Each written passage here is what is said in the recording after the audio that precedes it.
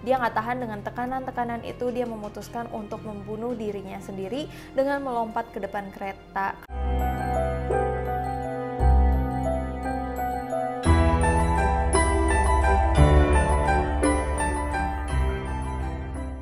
Halo guys, welcome back to my channel. Perkenalkan, nama aku Sheira Antoinette, dan hari ini kita akan membahas sesuatu yang seru banget, yaitu tentang video-video TikTok. Tapi di balik video TikTok itu ada suatu hal yang buruk terjadi ataupun hal yang menyeramkan. So, daripada berlama-lama, kita langsung aja mulai ke videonya.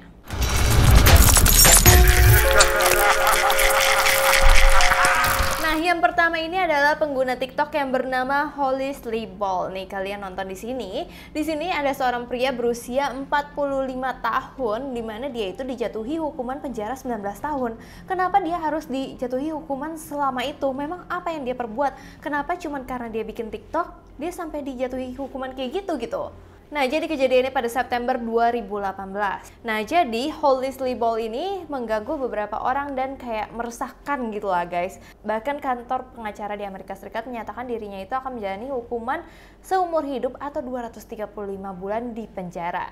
Jadi sebenarnya Ball itu pertama kali membuat aplikasi bukan TikTok. Jadi sebelum TikTok, jadi ada Musical.ly kan. Nah, di mana dia itu membuat kayak video anak-anak yang tanpa busana. Jadi dia itu kayak seorang pedofilia dan seorang predator anak-anak gitu. Jadi dia sering minta anak-anak untuk mengirimkan selfie. Selfie mereka itu adalah selfie yang tidak berbusana dan serem-serem banget. Aku nggak tahu apa yang dia rayu sampai anak-anak itu mau.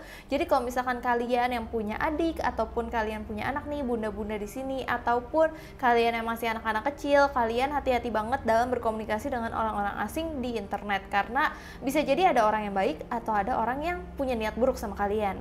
Oke, langsung aja kita next ke video berikutnya. Video berikutnya ini adalah salah satu video yang waktu itu pernah populer di India. Jadi awalnya ada sebuah musik ini memang terkenal di India nih waktu itu, yang bernama Teragata. Nah, lagu itu memang banyak digunakan di TikTok, dimana tiba-tiba akhirnya ada 4 gadis ini bikin TikTok kayak gini. Kalian tahu nggak ada yang aneh dari video itu dan membuat mereka dipenjara? Karena setelah mengupload video tersebut, orang-orang mengklaim kalau misalkan mereka melakukan hal yang tidak senonoh karena mempromosikan propaganda seperti cabul gitu. Akhirnya karena banyak yang melaporkan hal ini, melaporkan gadis-gadis itu, akhirnya kepolisian juga melacak mereka dan mereka dijatuhi hukuman. Jadi ini benar-benar peringatannya untuk kita bersama untuk hati-hati banget dalam berkonten, hati-hati banget untuk ngepost sesuatu di media sosial, karena hal itu benar-benar bahaya kalau misalkan kalian nggak mau berujung penjara kayak gini.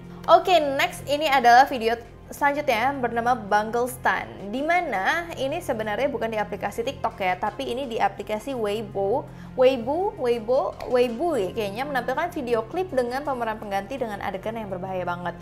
Jadi misalkan di China itu sering banget kayak anak kecil dilempar-lempar menggunakan akrobat gitu-gitu, kayaknya memang sering melakukan seperti itu. Sampai tiba-tiba ada satu orang ayah ngecoba untuk kayak ngelempar anaknya gitu, terus akhirnya anaknya itu malah mendarat bukan kakinya duluan, malah palanya gitu yang kena aspal, dan itu benar-benar serem banget, dimana anak itu juga masih berusia 2 tahun guys. Jadi benar-benar serem banget gitu. Nah, semenjak hal itu katanya itu juga jadi pemicu berbagai media sosial seperti TikTok yang suka kalau misalkan ada adegan-adegan berbahaya, kan ada tulisan ini adegan berbahaya bisa menyebabkan apa-apa. Pokoknya kayak gitu kan, biasa di bagian bawah-bawah gitu kalau misalkan kalian ngepost sesuatu yang serem-serem atau kalian lihat di FYP ada sesuatu yang serem-serem. Nah, hal ini juga yang memicu kenapa hal-hal itu bisa terjadi, karena kita nggak bisa semua tuh ngelihat FYP terus kita niruin. Walaupun adegan itu viral, kita nggak bisa niruin semua hal gitu guys. Jadi harus benar-benar memilah-milah apa yang berbahaya, apa yang enggak, dan apa yang mungkin bisa dilakukan oleh orang yang profesional dan nggak bisa dilakukan oleh orang awam kayak kita. Oke, next kita masuk ke video selanjutnya, di mana ini ada seorang perempuan yang bernyanyi di TikTok. Kalian bingung nggak sih kenapa bernyanyi di TikTok menjadi sebuah masalah, menjadi sebuah hal yang buruk? Nah, tahu nggak kalian? Karena dia bernyanyi di TikTok, dia itu sampai masuk penjara. Jadi ini adalah salah satu TikTokers yang bernama Yang yang sedang melakukan live streaming. Nah, live streamingnya tuh kayaknya bukan di TikTok ya, tapi dia memang suka bikin video-video nyanyi di TikTok. Itu terkenal banget. Dia itu sampai dikontrak oleh beberapa TV, oleh beberapa pihak, label mungkin ya, sampai $7 juta yang membuat dia benar-benar namanya terkenal banget. Nah, tapi tiba-tiba masalah kena nih ke dia karena dia menyanyikan lagu kebangsaan Tiongkok. Kita tahu kan kalau lagu kebangsaan tuh benar-benar harus hormat banget, tapi dia malah joget-joget dengan kayak gini.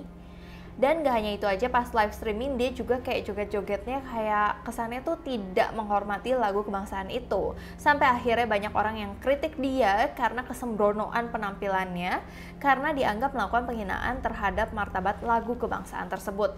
Nah, tindakan kecilnya akhirnya membuat dirinya masuk ke dalam penjara dan dia akhirnya meminta maaf ke seluruh penggemarnya dan seluruh warga di Tiongkok dan China.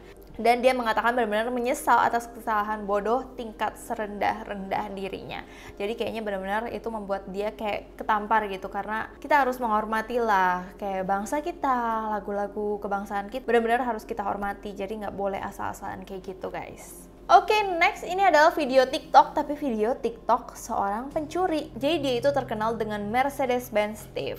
Jadi dia itu sering banget memposting video dirinya mengambil lambang mobil Mercy. Jadi lambang-lambang mobil Mercy itu diambil-ambilin, dikumpul-kumpulin, tapi dia masukin ke dalam video.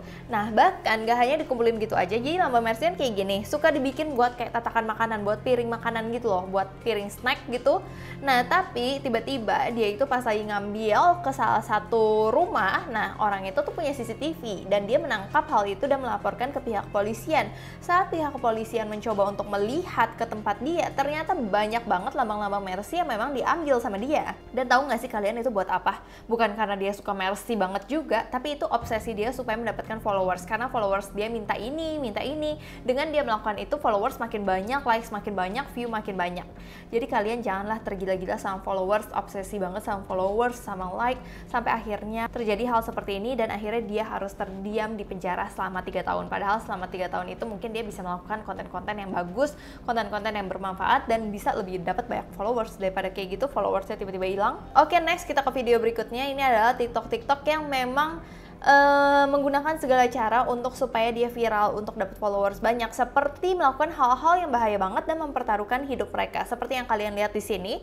Di sini ada seorang remaja di Hong Kong yang kayak mempertaruhkan hidup dia dengan menopang dirinya di tempat-tempat yang berbahaya kayak gini, sambil kayak ngomong kalau aku mempertaruhkan nyawaku untuk video ini, tolong sukai gitu. Sampai segitunya gitu captionnya dia, sampai kayak penting banget likes dibanding nyawa dia. Dan itu benar-benar bahaya banget ya, termasuk dia ada di tepi jembatan seperti itu. Kejadian itu bukan satu-satunya, sering banget orang-orang melakukan seperti ini. Seperti juga gadis di China ini, dimana kayak ada bus mau jalan, terus dia benar-benar kayak ngelompat aja di depan bus itu sambil joget-joget. Kalau misalkan busnya nggak lihat, busnya lagi jalan aja, dia kan bisa bahaya banget dong. Dimana itu juga mendapat kecaman karena dia mengabaikan keselamatan jalan. Jadi itu benar-benar bahaya banget guys, jadi jangan ditiru ya guys. Oke, next kita video selanjutnya. Ini adalah seorang pria dari India yang berusia 24 tahun, dimana dia melakukan aksi bunuh diri karena mendapatkan kritikan pedas banget. Jadi memang sering banget ya kritikan-kritikan dari netizen. Kadang-kadang mereka itu nggak mikir gitu. Kalau misalkan yang positif sih aku bersyukur banget ya, netizen aku tuh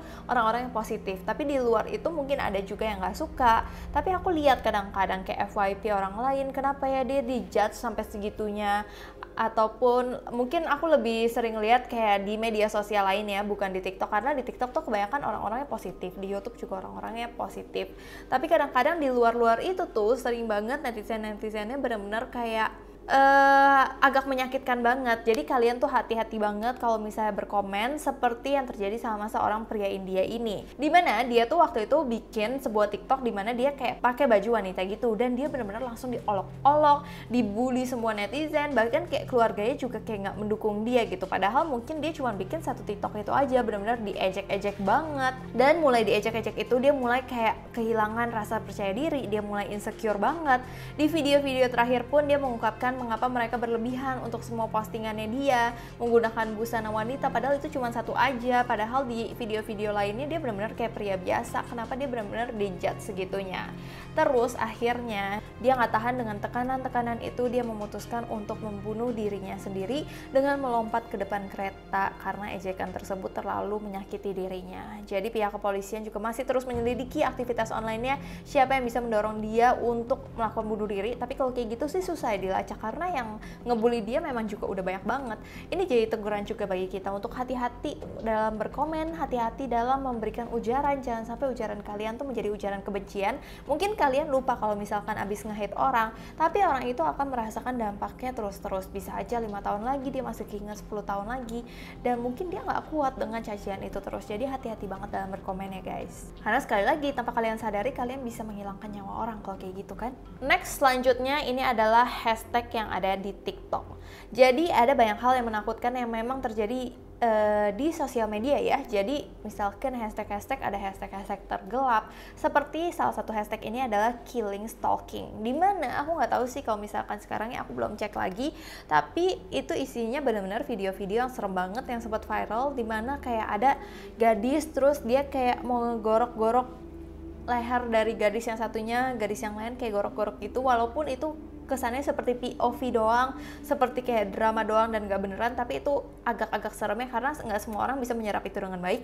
Bisa aja orang malah meniru kegiatan tersebut kan. Dan juga ada hashtag self harm, dimana orang-orang menyakiti dirinya dengan kayak menyayat-nyayat seperti itu. Itu bukan merupakan tindakan yang baik ya. Mungkin ada orang yang bilang udah jangan kamu menyakiti diri kamu, tapi ada juga komen-komen yang malah bilang iya kamu harus menyakiti diri kamu supaya kamu tuh tenang segala macam. Jadi itu tuh kurang baik gitu untuk mendorong orang-orang melakukan hal itu. Jadi guys, agak-agak berbahaya banget, makanya harus hati-hati banget dalam bersosmed, karena kita nggak bisa menyalahkan sebuah aplikasi. Yang kita bisa kontrol adalah diri kita sendiri. Bagaimana memilah-milah di sebuah aplikasi, di sebuah sosial media, mana yang baik, mana yang enggak, mana yang harus diikuti, mana yang enggak.